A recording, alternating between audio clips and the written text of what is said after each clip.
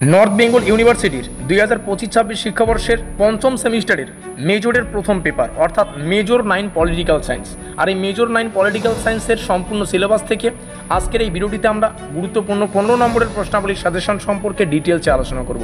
তো যাই হোক, 15 নম্বরের জন্য তোমাদের মাত্র 13খানা প্রশ্ন পড়তে হবে। আমাদের সাজেশনের লিস্টে 13খানা প্রশ্ন রাখা আছে। প্রত্যেকটা প্রশ্ন মোস্ট ইম্পর্টেন্ট, প্রত্যেকটা প্রশ্নকেই তোমাদের ভালো করে প্র্যাকটিস করে যেতে হবে। আর একটা কথা, প্রত্যেকটা প্রশ্ন বাংলা, ইংলিশ এবং হিন্দি তিনটা ভাষাতেই অ্যাভেলেবেল রয়েছে। যার যে ভাষা নিয়ে পড়তে পছন্দ, যার যে ভাষা বুঝতে সুবিধা হয় সে ভাষা নিয়েই সে প্রস্তুতি নেবে, আশা করি বলতে পারলাম। সেই সঙ্গে তোমাদের সুবিধার্থে জানিয়ে রাখি, পঞ্চম সেমিস্টারে মেজরের আরও যে বাকি পেপারগুলো, প্রত্যেকটা পেপারের আমরা সাজেশন আলোচনা করব না। তো প্রত্যেকটা পেপারের নোটপত্র তোমরা আমাদের কাছে সংগ্রহ করতে পারবে মাত্র 550 টাকায়। 550 টাকায় তোমরা মেজর 9, 10, 11, 12 চারটা পেপারেরই কিন্তু নোটপত্র পেয়ে যাবে, যেখানে প্রত্যেক টাইপের কোশ্চেনের অ্যান্সার শুধু তোমরা পেয়ে যাবে। এই রইল আমাদের যোগাযোগ নম্বর, এখানে যোগাযোগ করে নোটপত্রগুলো সংগ্রহ করবে। তো যাই হোক, আজকে আমাদের সাজেশনমূলক ক্লাস। আজকে আমরা 15 নম্বরের প্রশ্ন আলোচনা করছি। নেক্সট ভিডিওয়ে আমরা গুরুত্বপূর্ণ 6 নম্বরের প্রশ্নাবলী আলোচনা করব। তারপরের ক্লাসে আমরা 3 নম্বরের প্রশ্ন আলোচনা করব এবং তারপরের ক্লাসে আমরা 1 নম্বরের প্রশ্নাবলী আলোচনা করে এই সম্পূর্ণ মেজর 9 পলিটিক্যাল সায়েন্স যে সাবজেক্টটি রয়েছে এটাকে একদম ক্লিয়ার করে দেবো, আশা করি বোঝাতে পারলাম। তো অবশ্যই যারা এখনও পর্যন্ত আমাদের চ্যানেলটিকে সাবস্ক্রাইব করেনি, অবশ্যই সাবস্ক্রাইব করুন, এটা তোমাদের সকলকে রিকোয়েস্ট। আমরা 10,000 সাবস্ক্রাইবারের খুব নিকটে পৌঁছে গেছি, অবশ্যই সাবস্ক্রাইব করে দেবে, ঠিক আছে।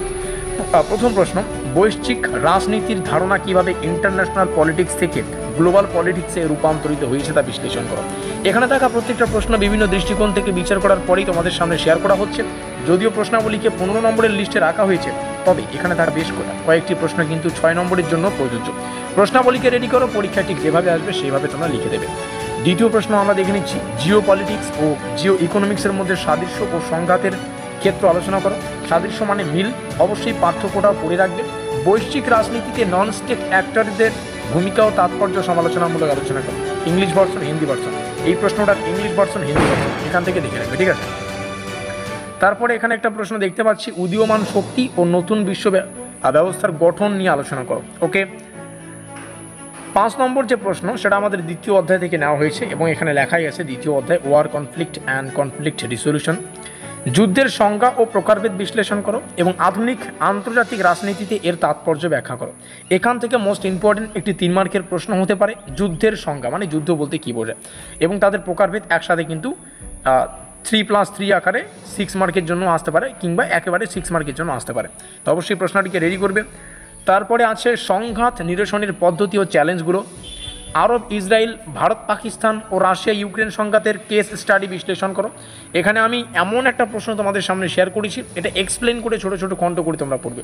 আরব ইসরায়েল একটা আলাদা খণ্ড, ভারত পাক একটা আলাদা খণ্ড, রাশিয়া ইউক্রেন এটা আলাদা খণ্ড। চেষ্টা করবে প্রত্যেকটা ডিটেলসে আলাদা আলাদা করে পড়ার। পরীক্ষায় যেমন টাইপের প্রশ্ন আসুক না কেন তাহলে তোমরা লিখে দিয়ে আসতে পারবে।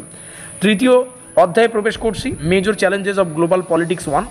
এখানে বৈশ্বিক দারিদ্র্য, ক্ষুধা ও উন্নয়নের সমস্যাগুলি, এই সমস্ত বিষয়ে আলোচনা করতে হবে। নেক্সট প্রশ্ন, মানব নিরাপত্তা ধারণা ও এর চ্যালেঞ্জগুলো আলোচনা করে, এগুলো প্রশ্ন পড়বে। পরবর্তী প্রশ্ন, যেহেতু 13খানা প্রশ্ন আছে, ব্যাপক ধ্বংসাত্মক অস্ত্র ও নিরস্ত্রীকরণ ব্যবস্থা সমালোচনামূলকভাবে বিশ্লেষণ করো। এবং বাকি প্রশ্নাবলী আমরা এখান থেকে দেখতে পাচ্ছি। বাকি প্রশ্নাবলী আমাদের 4র্থ অধ্যায় থেকে রাখা আছে। শরণার্থী সংকট ও অভিবাসনের বৈশ্বিক প্রভাব আলোচনা করো।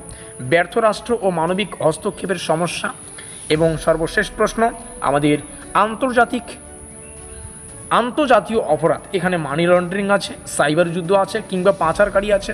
তো এদের প্রাযুক্তিক ভূমিকা আলোচনা করতে হবে। অবশ্যই প্রত্যেকটাকে আলাদা আলাদা করে পড়াই বাধ্যতামূলক, ঠিক আছে। তো আজকের ভিডিওটিতে আমরা দেখে নিলাম আমাদের মেজর 9 পলিটিক্যাল সায়েন্সের মানে মেজরের প্রথম পেপার মেজর 9 পলিটিক্যাল সায়েন্স থেকে বাছাই করা অত্যন্ত গুরুত্বপূর্ণ 15 নম্বরের মাত্র 13খানা প্রশ্ন। এর বাইরে তোমরা প্রশ্ন চাইলে পড়তে পারো, অবশ্যই পড়তে পারো, কেন পড়বে না। তবে এখান থেকেও আমরা কম সংখ্যক প্রশ্ন কিন্তু এক্সামের সামনে তুলে ধরবো। আমরা জাস্ট এটুকুই বলছি, এগুলো প্রশ্ন রেডি করো, পরীক্ষা এখান থেকে তো কমন পাবেই। আর পরীক্ষার আগে এখান থেকেও আমরা লিমিটেড সাজেশন তোমাদের সামনে শেয়ার করে দেবো। এই রইল আমাদের অফিসিয়াল যোগাযোগ নম্বর, এখানে যোগাযোগ করে নোটপত্র সংগ্রহ করো মাত্র 550 টাকায়। সম্পূর্ণ কিন্তু মেজরের নোটপত্র, মেজর 9, 10, 11, 12 চারটা পেপারের নোটপত্র পেয়ে যাবে। দেখা হচ্ছে পরের ক্লাসে আমরা 6 নম্বরের সাজেশন সম্পর্কে আলোচনা করব, কিংবা 3 কিংবা 1 নম্বরের প্রশ্ন সাজেশন আলোচনা করব। যেমনটা বললাম, মেজর 9 আমরা সম্পূর্ণ ইউটিউবে কিন্তু ক্লিয়ার করে দেবো। দেখা হচ্ছে পরের ক্লাসে।